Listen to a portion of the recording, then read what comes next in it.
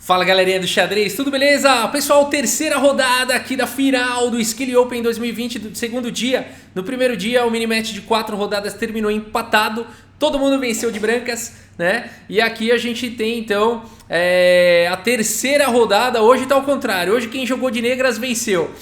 O Magnus Carlsen chegou vencendo a primeira rodada de negras, depois o Wesley So venceu a segunda rodada de negras. E vamos dar uma olhada nessa terceira rodada então, tudo igual, tudo empatado. Wesley So de brancas abre a partida com o peão do rei E4.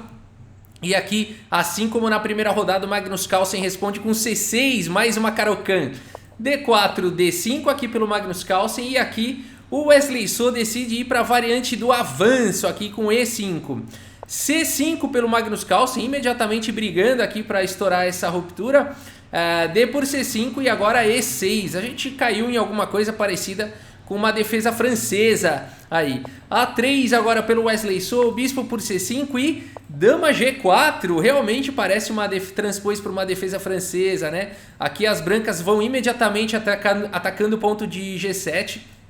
E o Magnus Carlsen convida para uma linha bastante afiada com o cavalo E7, permitindo dama por G7. O Wesley So sabe dos perigos dessa variante, joga bispo D3, colocando o bispo na melhor casa contra a defesa francesa, né? Uns ataques em H7 e tudo mais. Qual que é o ponto todo aqui, né? Se ele tivesse capturado aqui em G7, o Magnus Carlsen tem um bom contrajogo com torre em G8, entregando mais um peão dama por H7. E a ideia é agora as pretas desenvolverem tudo aqui na ala da dama e darem o grande roque. Fica com um jogo perigosíssimo. Por exemplo, aqui cavalo de bem C6, ó, ganhando um tempo. F4 protegendo, dama B6, colocando pressão, ameaçando capturar aqui o cavalo já, né? Atacando o cavalo. E aí cavalo H3, então desenvolvendo e segurando a casa de F2. E bispo D7. As pretas têm um excelente desenvolvimento aí, pelo preço de 2 peões, vão poder seguir com o grande roque, em algumas linhas até vão perseguir essa dama aí ou partir para ataques para cima do rei adversário. O Wesley So preferiu evitar todas essas complicações depois de cavalo E7, não aceitou o convite do Magnus Carlsen e jogou bispo D3. O Magnus Carlsen seguiu aqui com cavalo G6, atacando agora o peão central, cavalinho F3, cavalo C6, colocando mais um ataque, e aqui roque pelo Wesley So. Não é bom aqui que o Magnus Carlsen pense em ganhar peão nessa hora, porque não ganha, né? Existe um tema aqui da dama atacando em G7, né? Então se cavalo por E5, cavalo por E5, cavalo por E5, dama por G7.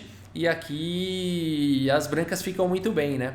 Não adianta jogar cavalo G6 aqui por conta de bispo por G6, né? Então aqui seria uma posição vitoriosa para as brancas, tá? Por isso aqui o Magnus Carlsen simplesmente faz o roque e a partida segue com dama em H5. O cavalo não podia sair antes porque estava caindo em G7. Agora ele não pode sair, senão leva checkmate aqui em H7. Legal, Wesley So botando pressão, dama C7, o Magnus Carlsen continua na estratégia de ir para cima desse peão central. A B4 agora pelo Wesley So, e aqui coloca o Magnus Carlsen numa difícil decisão, né? Jogar bispo D4 aqui, atacando a torre, atacando o peão e permitir a troca desse bispo, ou manter esse bispo no tabuleiro e jogar o lance bispo E7. O Magnus Carlsen prefere manter o bispo, né? Se ele tivesse jogado bispo D4, também não ganha muita coisa, né? Depois de cavalo por D4, bispo B2, as brancas ficam aqui, o Wesley So fica com um bom bispo, né? Cavalo em F5, por exemplo, e a gente tem uma posição aí com chances para os dois lados, mas as pretas não tem mais o bispo de casas escuras e ficam com um bispo que não joga tão facilmente contra um par de bispos aqui bastante forte, né? Então aqui o Magnus Carlsen preferiu jogar com bispo em E7. Temos bispo B2 e agora bispo D7, desenvolvendo aí a última peça menor. Torre em E1, colocando mais uma proteção no peão central. E aqui bispo em E8 pelo Magnus Carlsen. Talvez aqui ameaçando tirar peão ou jogar um F6 aqui, né? É muito jogado contra a francesa, né? Jogar um F6, trocar um peão que não é central pelo peão central. Então talvez bispo F7 já para cobrir as fraquezas e colocar o bispo em F7 depois talvez, né? Creio que seja essa a ideia. Cavalo C3 aqui pelo Wesley So, dama D7, trazendo mais uma proteção aqui para o ponto de E6 para preparar aqui um F6. E agora dama em H3. Então o tema é esse, né? Aqui existe a pressão agora no ponto de E6. O Magnus Carlsen vai para isso. F6, E por F6, bispo por F6. E aqui Torre por E6, capturando aqui um peão a mais, né? Cavalo de 100 E7, o Magnus Carlsen segue melhorando aí a posição das suas peças. E agora uma posição muito rica a gente tem aqui no tabuleiro, muito rica, realmente muito difícil aqui.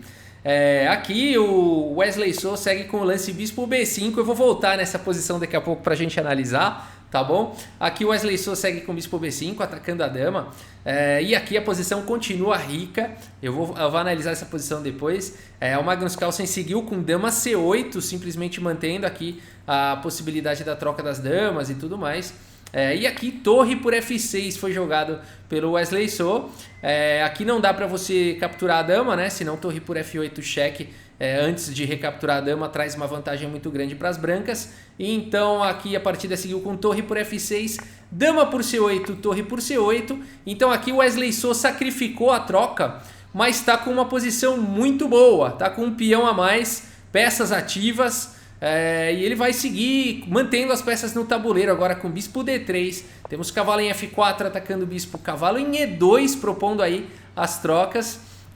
Esse lance aqui abre um ataque descoberto sobre a torre, né? Então cavalo por E2 cheque primeiro, cheque, não dá para capturar a torre, então bispo por E2 capturando a peça. E agora o Carlsen segue com torre em E6 aí atacando o bispo. Bispo D3 colocando o bispo em segurança, bispo G6 querendo trocar a peça.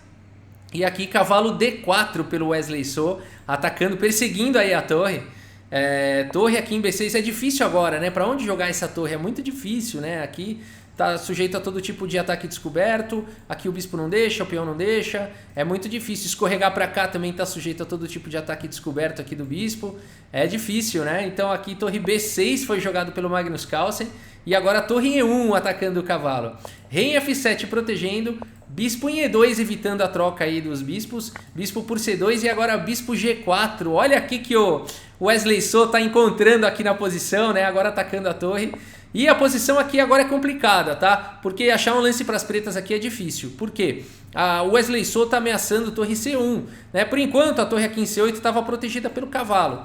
Mas se o Magnus Carlsen jogasse, por exemplo, torre C7, não foi o lance jogado, torre C1 traz uma grande vantagem para as brancas, né? O bispo não pode sair, senão está caindo a torre.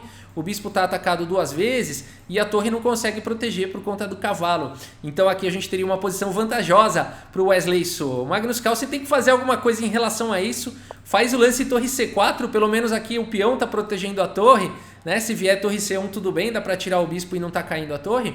Mas o Wesley So segue forçando aqui com o bispo em E2, né? Forçando agora a torre em C8, a única casa protegida, né? Onde a torre fica protegida pelo cavalo. E depois de bispo G4, pela mesma razão, o único lance agora é torre C4, bispo E2 e torre C8. A gente tem aí um empate por repetição, né? O empate aí na terceira rodada, tudo segue igual, né? No primeiro dia, 2 vitórias para cada um, hoje uma vitória para cada um e agora na terceira rodada, um empate. Será que a gente vai definir na quarta rodada? Ou será que depois da quarta rodada vai empatar de novo e vai para Blitz, Armagedon? Não sabemos, né? Vamos continuar acompanhando, mas eu vou analisar aquilo que eu prometi para vocês, tá? Vamos voltar lá, ó, na posição que eu falei que é muito rica, né?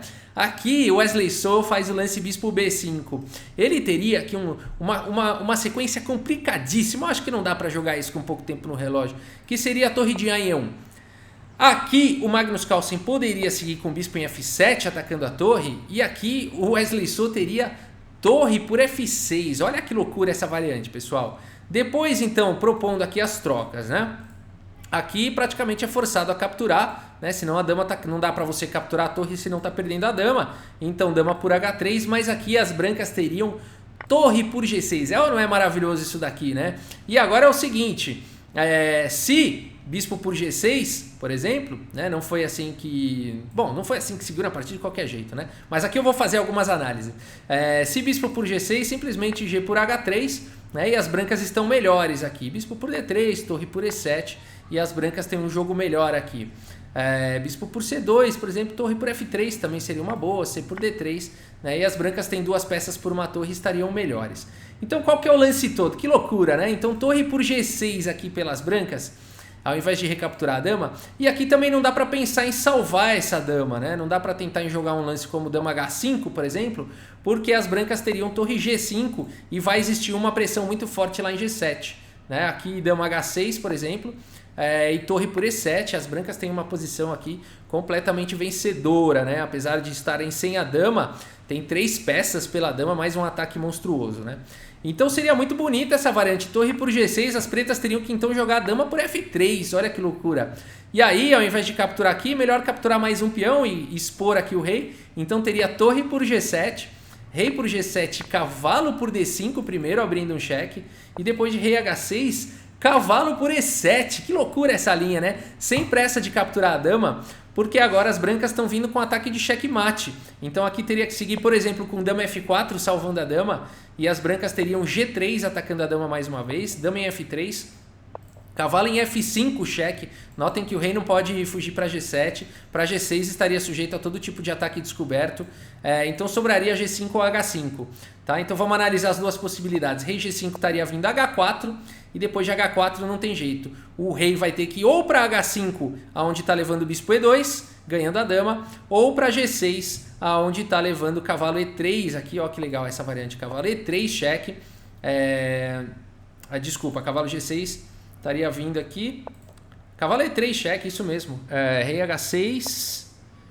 Essa variante eu não tinha feito aqui. H4, rei G6. É isso mesmo, tá certinho. Cavalo E3, tá certo, pessoal. Rei H5. Bom, se rei H5, bispo E2. E se rei H6, bispo E2 de qualquer maneira. E aí a dama não tem casa? Tem casa, mas acho que não dá para tentar fugir por conta de cavalo F5. Que loucura essa linha, pessoal. Rei G6, cavalo E7. É muita loucura, né? Isso daqui com certeza eles não veriam, né, numa partida de Blitz, mas é só para mostrar que beleza. A gente tem uma partida imortal escondida nessa partida, né? Que seria isso daqui de brancas, né? Seria realmente uma partida imortal. Então aqui é muito bonito tudo isso, né? Depois de G3, dama F3, aí cavalo F5, aí talvez o melhor que as pretas pudessem fazer aqui fosse dama mesmo por F5, bispo por F5 e jogar esse final aí que tá melhor para as brancas porque tem muito peão a mais, né? Legal demais, por isso que eu falei que essa posição ela é riquíssima, né? Ela é riquíssima, tem uma imortal escondida aqui. Mas jogou bispo B5 e aqui continua existindo muita riqueza que eu falei, né? O Magnus Carlsen jogou dama C8, mas aqui as pretas estão melhores. Teria um cavalo F4 aqui atacando a torre, atacando a dama, praticamente forçando o bispo por dama. E aí cavalo por H3, cheque, G por H3, bispo por D7 atacando a torre. E aí se voltar a torre, por exemplo, torre de E1, não poderia jogar isso. Aqui o melhor lance seria a torre por E7, tá? Devolvendo aí realmente a qualidade e tentando jogar uma posição como essa, na verdade entregando a qualidade, né? As pretas ficariam com uma qualidade a mais e ficaria vantajoso para as pretas de qualquer maneira. Se as brancas tentassem salvar aqui a torre, o problema todo é a pressão aqui nesses pontos aqui, né?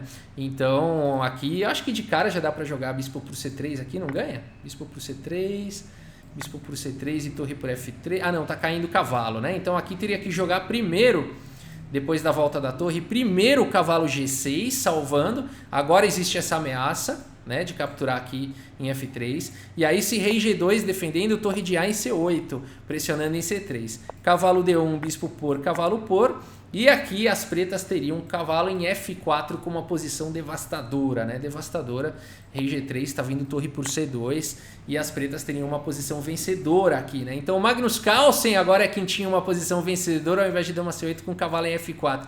Mas mais uma vez, é muito pouco, né? Para os jogadores enxergarem tudo isso. Mas esse foi o momento crítico aqui da partida, né? E a partida continuou igualmente complexa, né? Depois de dama C8, vamos ver mais uma vez a continuação aí, riquíssima, né? Riquíssima. Uma partida de difícil avaliação, né?